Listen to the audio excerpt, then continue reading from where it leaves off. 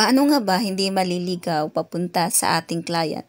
Ngayong araw ay ituturo ko po kayo kung paano tayo pupunta ng ating client gamit ang Google Map. Dahil half day lang tayo today, so nagkaroon ako ng time na mag-video para mabigyan ko kayo ng konting idea kung paano namin tinuntun ang bahay ng client at paano namin mapadali ang aming biyahe. Tara at simulan na natin. Ang isi-search po natin ngayon ay ang aming apartment. So galing po ako dyan sa Gotanda Station kung saan ang first client ko napunta. So ito po yung Google Map natin. Pag search nyo po sa lugar nyo, marami pong mga option na pwede nyong sasakyan. So ito po ang napili ko, Yamanote Line at saka KQ Main Line dahil mas convenient po ito para sa akin. So ang una natin gagawin ay sasakay tayo ng Yamanote Line, which is doon tayo sa Gotanda Station.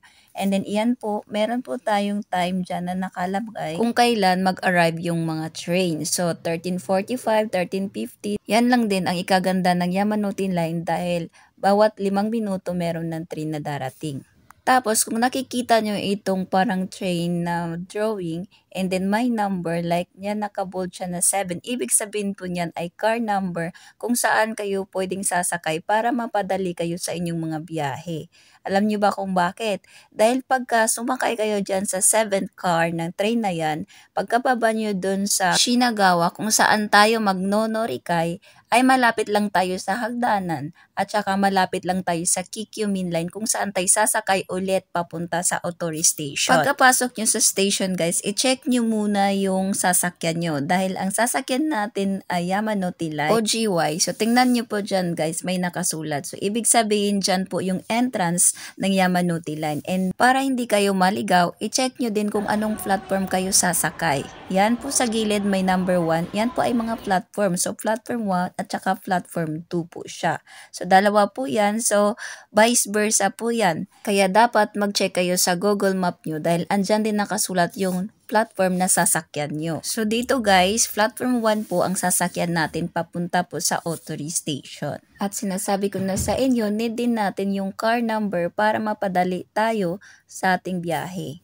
So, yung car number natin dyan ay car number 7 po tayo sasakay. Ganito po ang itsura ng station, guys. Yung mga number na nakalagay, ang ibig pong sabihin yan ay car number po yan. At saka, bawat car ay hinati po siya sa 4. Depende po yan sa train. Dyan po 4. Meron din iba, isang car, 2 ang hati lang siya. So, yan po, 4 po siya. So, 7, ayan, 7 car and the door 1 hanggang door 4 po siya. At dahil dyan, sasakay po tayo sa car number 7. So, pwede yan kahit anong door, basta na sa car number 7 po tayo. At isa pa, para ma-double check nyo po kung tama talaga, may pangalan po yan sa taas kung anong destinasyon ng train ang pupuntahan. Kagaya niyan, Tokyo Shinagawa po siya. Tapos yung Google Map nila guys ay updated po yan. So para mag-check po ko yun kung tama po talaga yung train na yan. So may nakalagay now po siya kung ngayon na talaga. At saka may mga oras din naman talaga niyan na nakalagay. Diba? Super convenient po siya. So kaya wag po talagang matakot dito guys. At eto pa guys, sa loob din ng train, syempre, mag-announce din po yan kung anong station na ang pinupuntahan nyo. And then, doon din sa gilid ng train or sa taas ng train, meron din po yung train TV kung saan nakalagay po yung destination na pupuntahan ng train na yan. So, hindi po talaga kayo maliligaw. So, dito na tayo guys sa Shinagawa. So, bumaba tayo. So, ito nga sinasabi ko sa inyo, pag pina-follow nyo po yung sinasabi ng Google Map na doon tayo sa car number 7, ito po yung mababaan natin. So, ang lapit-lapit lang ng hagdanan kung saan andyan nakapwesto ang KQ Main Line na inorikay natin papunta sa Otori. So, ito po ang second norikay natin. So, kung nakikita nyo po yan guys, KQ Main Line po yan ang ibig sabihin yan. So, yan po yung mga train guys, iba't ibang klase ng train. So may JK, ibig sabihin ng JK ay Kihing to Huko Line. Tapos ang green na Jiwa Yamanote Line and ang Kiki ay KQ Main Line. At saka marami pang ibang klaseng train guys. Tapos sundan nyo lang yung arrow. Kung straight po siya, edi straight po kayo papunta doon. At makikita nyo na yung hinahanap nyo, hindi yung ex nyo. Akyat tayo guys, akyat. So, ito na guys, pagkaakyat natin, nakikita na natin yung KQ Main Line. So, ang lapit-lapit lang, kaya ang galing ni Google Map. So, binibigyan na kayo ng clone ni Google Map. So, tapos dyan, papasok ka lang dyan and maghintay tayo sa train natin. Tara, let's go! Dahil ang Shinagawa Station guys ay malaking station, malaki din ang screen. O, 'di ba? Para hindi talaga tayo maligaw sa maling tao, char.